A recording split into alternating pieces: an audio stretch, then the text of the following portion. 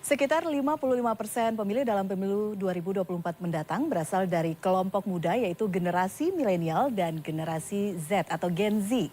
Hampir 114 juta pemilih adalah kelompok muda. Dan usai pengundian nomor urut Capres dan Cawapres malam nanti, para paslon akan mulai berkampanye mulai 28 November. Lalu strategi kampanye apa yang harus digunakan ketiga pasangan Capres dan Cawapres ini untuk kemudian menggait suara pemilih muda? Kami akan membahasnya bersama Gun Gun Herianto, pakar komunikasi politik Universitas Islam Negeri Syarif Hidayatullah, Jakarta. Mas Gun Gun, selamat sore. Selamat sore Mbak Elvira. Oke, meski tidak muda tapi berjiwa muda Mas Gun Gun. Kita berbicara isu apa kemudian yang menjadi perhatian yang kemudian bisa dijual tanda kutip untuk menggerek suara dari generasi muda pemilih dalam Pilpres 2024 mendatang. Apakah kemudian dari visi dan misi yang sudah disampaikan para capres dan cawapres ini sudah ada menurut Mas Gun Gun yang bisa membuat kaum muda tertarik untuk memilih mereka? Oke, ini yang pertama yang ingin saya komentari bahwa betul seperti narasi di awal, anak muda itu jumlahnya tebal ya, 56,45% yang terdiri dari milenial dan Gen Z.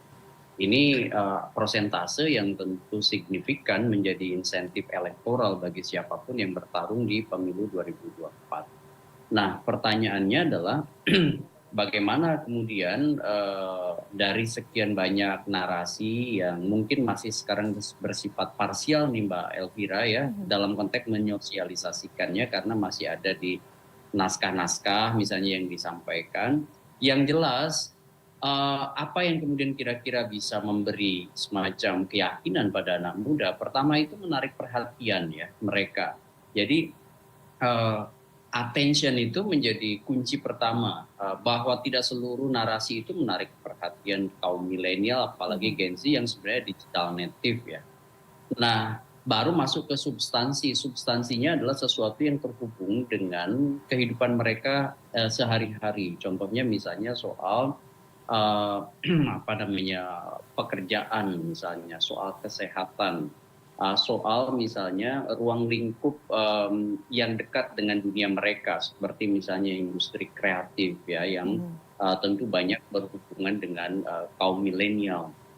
Nah ini yang sebenarnya harus banyak dielaborasi di waktu singkat ya, karena masa kampanye itu kan cuma 75 hari, 28 November sampai 10 Februari 2024, sehingga kemudian harus ada 3 tahapan krusial yang dipahami memanfaatkan 9 metode kampanye. 3 tahapan itu apa? Pertama tentu gambaran umum tentang program yang terhubung, tentu dalam konteks perbincangan kita sore ini adalah terhubung dengan apa yang menjadi kebutuhan kaum milenial, menjadi problem solving bagi kehidupan mereka. Kemudian yang kedua, setelah gambaran umum itu menurut saya memang harus ada segmen-segmen yang fokus pada apa namanya milenial maupun Gen Z yang kemudian membutuhkan sesuatu yang lebih detail atau lebih rinci, misalnya pengusaha UMKM milenial yang kemudian berkelindan dengan usaha misalnya rintisan atau startup misalnya, atau misalnya terhubung dengan bagaimana mereka bicara soal misalnya digital kreatif gitu ya. Itu yang detail-detail itu perlu bukan hanya disosialisasikan tapi diyakinkan melalui sekian banyak teknik persuasif kepada basis yang segmennya itu jelas. Nah, baru yang ketiga itu yang disebut dengan solid stage atau pemapanan opini atau persepsi di tingkat halayak yang kurang lebih bisa kalau ukurannya survei itu mereka tidak lagi bimbang gitu ya. Karena apa, opini itu kan jalan 3 tahap alaminya. Yang pertama stage of brainstorming, orang kemudian memperbincangkan, baru kemudian muncul yang disebutkan stage of consolidation. Jadi ada pro kontra, baru kemudian solid stage atau opini itu solid. Nah, itulah di masa debat-debat capres cawapres nanti itu akan menurut saya bisa memalingkan atau tidak, terutama misalnya kelompok milenial yang nanti mungkin terhubung menonton atau menyimak debatnya itu tidak dari televisi, melainkan resonansinya di media sosial seperti Oke, oke. mungkin di Instagram, di YouTube, atau mungkin di TikTok dan lain Mhm. sebagainya. Kira-kira begitu, Mbak Oke, oke. Elvira. Mas Gun, kita lihat juga bagaimana kan partai politik tampaknya cukup adaptif ya, pasangan capres-cawapres juga cukup adaptif melihat peluang sosial media ini menjadi cara baru untuk berkampanye, meraih suara sejauh-jauhnya begitu untuk semua kalangan. Tapi ada kekhawatiran ketika kemudian hanya fokus di pengemasan saja sehingga memang poin-poin program tidak tersampaikan tapi memang hanya fokus pada bentuk pengemasannya saja sehingga pesan-pesan ini tidak sampai. Anda melihatnya bagaimana Mas Gun?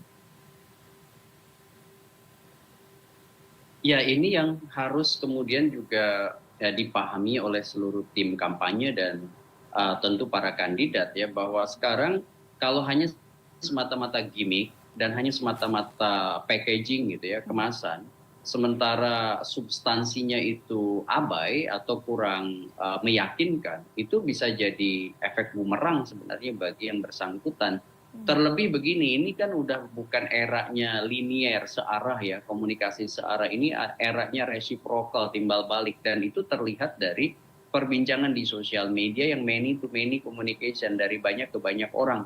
Jadi isu yang misalnya sebut saja misalnya apa policy terkait dengan industri kreatif misalnya, atau misalnya terhubung dengan bagaimana isu lingkungan, yang tentu melibatkan partisipasi anak-anak muda, atau misalnya bicara soal lapangan pekerjaan, atau misalnya bagaimana representasi kebijakan pemerintah ke depan terkait dengan kesehatan dan lain sebagainya. Ini tentu butuh upaya untuk mendiseminasikan program dan gagasan, tidak hanya semata-mata kemasan, tapi sebenarnya langkah konkretnya apa. Karena banyak loh anak muda yang sudah mulai peduli dengan isu, bukan hanya isu politik, isu apa aja, itu udah mulai membutuhkan indikator, bukan sesuatu yang sifatnya seolah-olah atau seakan-akan gitu ya. Ada butuh indikator, ada butuh semacam apa namanya detail program yang bisa kemudian meyakinkan mereka bahwa oke, ini reasonable. Karena apa? Yang kelompok yang belum teryakinkan, yang disebutkan undecided voters ya, orang yang belum menentukan pilihan atau sudah pernah punya preferensi pilihan tetapi masih mungkin berpindah dukungan, itu satu-satunya yang kemudian menjadi harapan mereka adalah di masa kampanye mereka teryakinkan atau tidak. Nah, sebagian di antara misalnya millennials yang sudah pernah punya pengalaman pemilu 2019 atau mungkin Gen Z yang baru pertama kali memilih, itu kan referensinya sekarang banyak karena multi kanal ya, dalam konteks akses mereka terhadap informasi. Nah, mereka yang peduli dan ingin memilih itu butuh diyakinkan knowledge-nya untuk kemudian mereka bersikap. Ini yang disebutkan fase conviction di masa pemilu. Karena kan bertahap tuh, mulai dari perhatian, kemudian interest, ada ketertarikan, baru ada hasrat atau tidak. Nah, fase pemilu untuk menyolidkan pilihan itu mereka ada yang disebutkan fase conviction, menimbang-nimbang. Nah, proses menimbang-nimbang itu butuh pembeda antara satu pasangan dengan pasangan lain. Contohnya misalnya bagaimana program Pak Ganjar berbeda dengan Pak Prabowo Gibran, atau mungkin berbeda dengan Anies Caimin. Nah, menurut saya yang menarik adalah debat-debat yang bukan di mainstream media. Karena di mainstream media pasti ditayangkan, habis itu ada penggalan-penggalan dan itu akan menjadi bahan diskursus di sosial media. Nah, bagaimana misalnya mengkampanyekan potongan-potongan ya narasi soal program itu bisa menarik perhatian para kaum milenial dan Gen Z, sekaligus tidak hanya semata-mata bicara soal packagingnya, melainkan substansinya yang bisa trusted, dipercaya untuk kemudian oke, inilah yang new hope, itulah harapan baru untuk pemimpin Indonesia. Kira-kira begitu Mbak Elvira. Oke, sudah tadi disampaikan dengan panjang lebar banyak sekali pertimbangan-pertimbangan. Oke, Mas Gun, waktu kita singkat. What next yang harus disempurnakan lagi bagi masing-masing pasangan capres dan cawapres? Kita tahu bagaimana capres dan cawapres pemilu 2024 yang sudah ditetapkan oleh KPU. Para capresnya adalah orator yang ulung.